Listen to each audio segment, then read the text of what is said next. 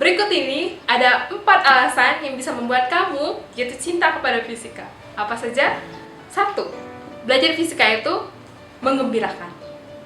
Dengan memahami teori fisika, kamu tidak akan mudah bosan karena hanya melihat dunia dengan cara yang sama.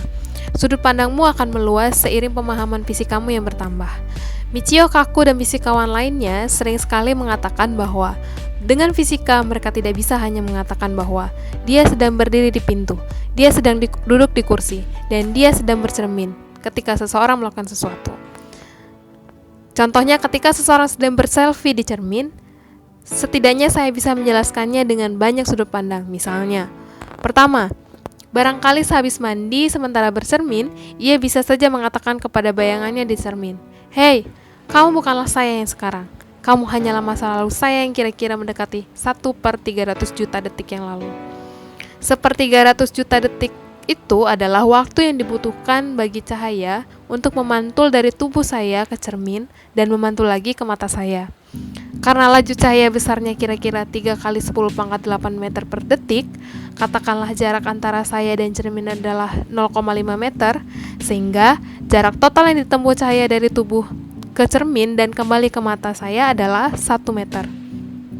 Dengan membagi jarak dengan kecepatan 1 meter dibagi 0,3 meter per sekon, maka waktu tempuh bayangan dari tubuh saya ke cermin dan kemudian terpantul kembali ke mata saya adalah sekitar 1/300 juta detik.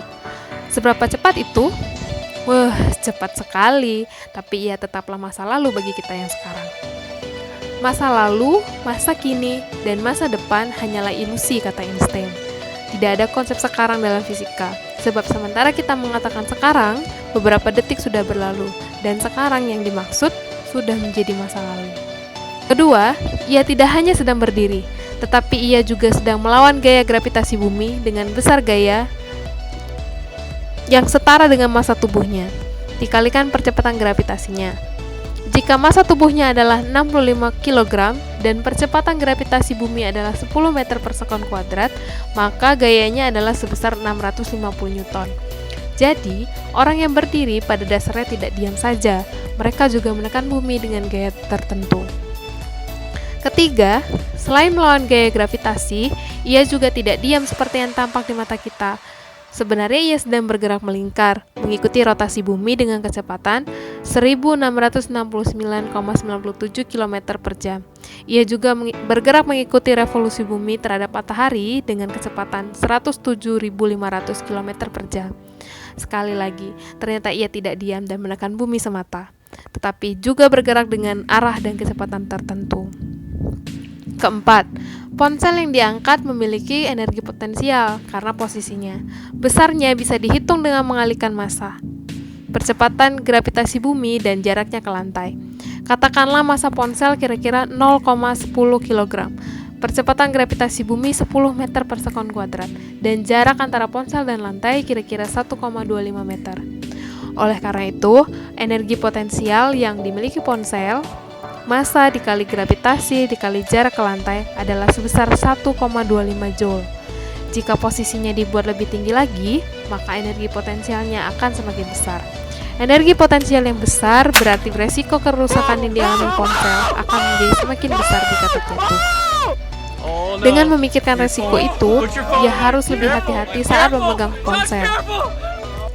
Tidakkah menyenangkan bisa mengetahui banyak sudut pandang dari satu peristiwa yang bagi orang lain begitu biasa-biasa saja. 2. Belajar fisika itu mengajarkan kita untuk rendah hati. Para fisikawan mengakui bahwa masih sedikit saja yang mampu diketahui oleh manusia sampai saat ini. Menurut teori, kita sebenarnya hampir tidak ada. Mengapa demikian?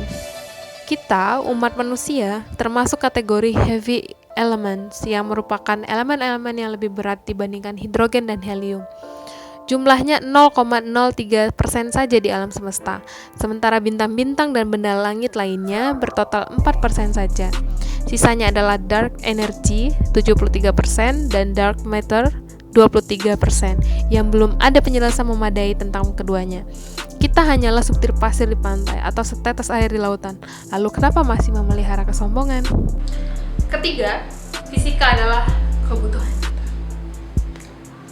Carl Sagan pernah mengatakan bahwa sains lebih dari sekedar pengetahuan, tetapi cara berpikir.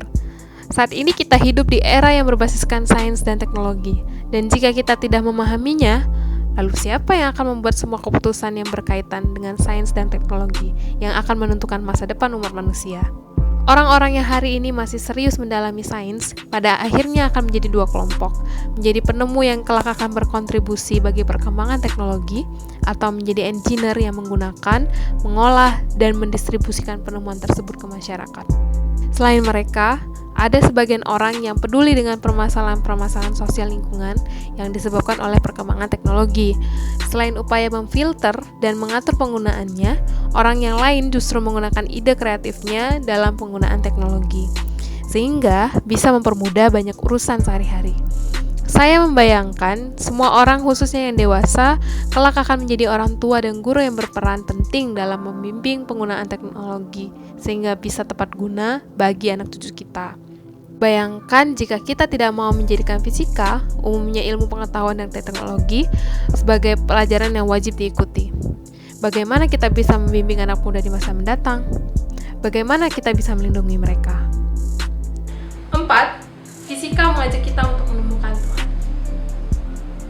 Pada akhirnya, hampir semua ilmuwan akan menghadapi pertanyaan yang sama, yaitu, apakah ia mempercayai adanya Tuhan atau tidak setelah mengetahui lebih banyak tentang dunia daripada orang kebanyakan?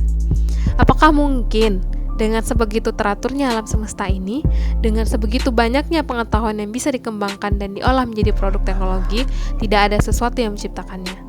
Tidak ada zat yang mengatur semuanya sehingga bisa bermanfaat untuk manusia? Rasanya kok tidak mungkin. Menurut saya, ilmu pengetahuan akan senantiasa membuat kita semakin meyakini keberadaan Tuhan, bukan malah memungkirinya. Intinya, saya hanya ingin mengatakan bahwa ilmu pengetahuan itu baik atau bahkan penting sekali, karena itu setiap orang perlu untuk memahaminya. Karena hakikat ilmu pengetahuan itu sama seperti uang. Jika bukan kita yang mengendalikannya, maka ia yang akan mengendalikan kita. Demikianlah video kali ini, semoga bermanfaat bagi adik-adik dan teman-teman sekalian. Kalian juga dapat mengunjungi www.lokerkita.com untuk dapat membaca tulisan saya mengenai hal ini dengan lebih lengkap.